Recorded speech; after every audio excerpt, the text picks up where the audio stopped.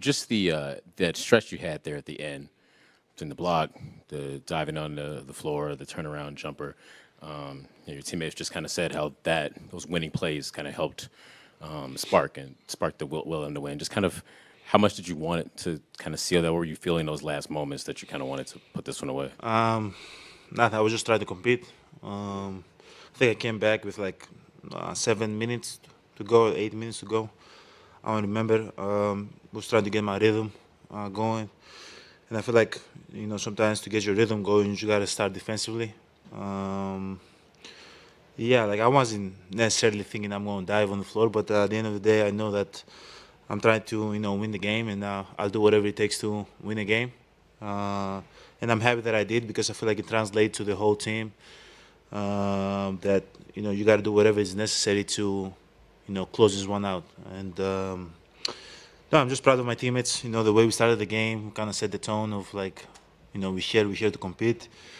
Down the stretch, I feel like we could be definitely better in executing. But yeah, we won the game. We have another one in a few days. Got to stay focused, stay humble, and try to get the job done.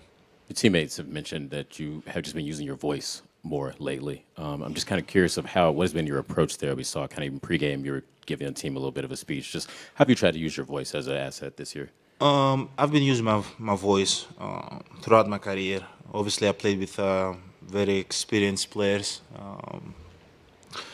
Growing up, when I was younger, 23, 24, 25, all those years, from George Hill, Drew Holiday, Kyle Korver, Wesley Matthews, Robin Lopez, like they were very, very experienced vets. I believe that as I got more comfortable, I've become more vocal.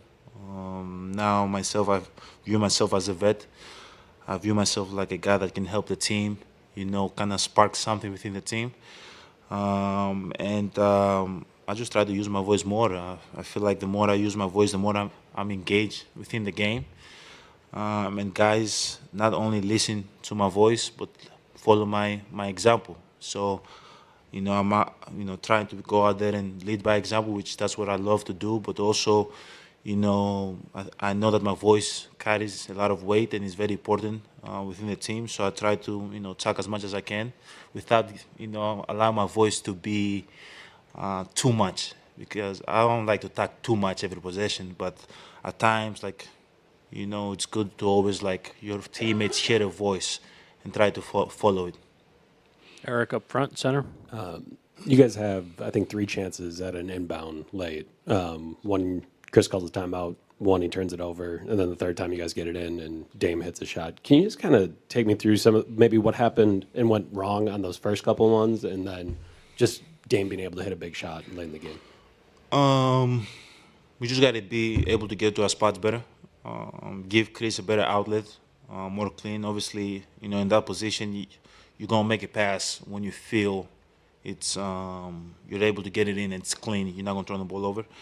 I feel like we didn't do, as I said, a good job just executing, getting to the spot so we can give Chris the outlets. He was smart enough to take the time out. We went back to the bench, wrote down the play. We were able to bring the ball in, give it to Dame, and Dame did his thing. He loves, to have the ball down the stretch, get to his spot and put games away. Offensively, you had the turnaround jumper, and then you have that assist to Brook. They were throwing some different defenses at you, different coverages, stuff like that. How did you kind of find your way through that late in the game? I think Atlanta is one of the teams that they're very disciplined. They're going, show the wall for 48 minutes. You just gotta stay aggressive and be patient. And that's what I was trying to do the whole game. I kept telling myself, be patient, it's gonna come, and. Sometimes you can break that with a pass. Sometimes you can break it by being aggressive. But I was able to make some reads. I think Andre made a shot in the corner. Brook was able to go in the dots, and had like a layup. Before that, there was a lob to Brook, and then I was able to like kind of spread the wall a little bit more. And then I got to my spot. That's pretty much it. At the end of the day, like as as a player, as a leader, you got to stay patient. Sometimes it's going to come, sometimes it's not going to come. And I'm happy this game, it came. We were able to, close the game out. On your left, Jim. Hey, Giannis. I know you and your teammates like to do one game at a time. Like, there's no, when there's a big game, but it's one of 82. This next one, it doesn't count in the standings. The stats don't count. It's literally to win a championship. So can it be a measuring stick of sorts, regardless if it's OKC or Houston, to kind of show you where you are with one of the better teams in the West, getting through the cup in that way? Can you view it that way because it is sort of a standalone game? Yeah, I'll be very honest with you. I've watched OKC, I've watched Houston play. I don't know exactly where they are in the standings. It doesn't really matter. What matters here is that you got to get the job done. I think the conversation within the team is that nothing matters, only win. Stats don't matter. It doesn't add a win or a loss to our record. Nothing really matters. How many shots? If you go 0 for 15. If you go 15 for 15, it doesn't matter. The only thing that matters right here is to get a win, and that's the message within our team right now, and everybody got to stay locked in. Everybody got to stay locked in. Job's not done. Tim here in the second row. Giannis, can you take us through the block shot on the lob? I know Brooke was there with you, but you obviously were pretty emotional after you hit the floor afterward, too. Just how big was that moment in the grand scheme of things? You're just winning plays.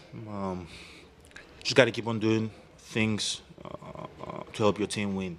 Sometimes it's going to be a block, sometimes it's going to be a shot, sometimes it's going to be a pass. It doesn't matter what it is. What matters is, just being able to be selfless, sacrifice your body, your own ambitions, goals to help your team win. And like you can see in that play, both me and Brooke went up and tried to get that block. We both fell down, and that's winning plays. That's winning plays. We got to see that clip over and over again and show it within the team that this is what it takes to win games. It doesn't matter if it's an NBA Cup game, doesn't matter if it's a regular season game, doesn't matter if it's an NBA Finals game. Like, to win games, to put yourself in a position to be successful, you got to have plays like that. So that's pretty much it. Back row on your left.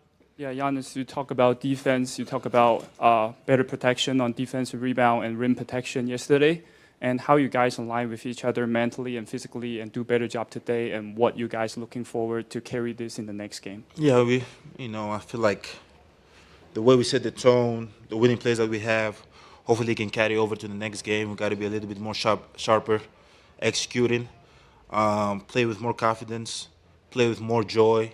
You can take this moment for granted, and put ourselves in a position to win. I think it's going to carry over. Second row over here. Giannis, I think you visited the EuroLeague Final Four this year, right? Yes. And how close is that to the tension that you saw there? And is it a chance that there's going to be someday like there? Yeah, that was my first Final Four in Berlin this year. Obviously, the atmosphere is a little bit different, with the crowd, with the Olympiacos, Panathinaikos crowd, Fenerbahce crowd, Real Madrid crowd. It's kind of different, I wish we had that atmosphere in the NBA, but we don't. But the intensity within the game, I think, is pretty much the same. Everybody understands that it's one game. You have to play well. If you don't, you get knocked out. So the intensity within the game from the teams, you see a high level of basketball. Teams are competing. As I said, the intensity is high. So in that aspect, it's pretty much the same. The only thing that's different, I believe, is the atmosphere, which I wish that the NBA could have that type of atmosphere here. Last question over here on the right. Hey, Giannis, back here. Early on in the game, Dame talked about how when the Hawks were playing fast, you guys matched that intensity to play fast and kind of pick up the tempo. But in the second half, especially in the fourth quarter, you guys settled down, and you and him in particular really settled into that two-man game and that pick-and-roll game. How would you describe the evolution you two have gone through this season in that pick-and-roll and that two-man game? We're feeling more comfortable. Our chemistry is the best it's ever been, and at the end of the day, it takes time. You know, I feel like a lot of people had such a high expectation from us from day one to be the best duo to ever play this game. But it takes time, and now it's our second year playing together. We are more comfortable with one another. We know one another's spots better. And as you see, our chemistry has been getting way, way better down the stretch. You know, something that we like to do. We feel very, very comfortable that we can both get to our spots, and we've been more effective when we play that two-man game this year. But there's always areas that we can improve, which we will improve. But I'm so happy that we're feeling way, way more comfortable to play that two-man game down the stretch, and we know our spots better.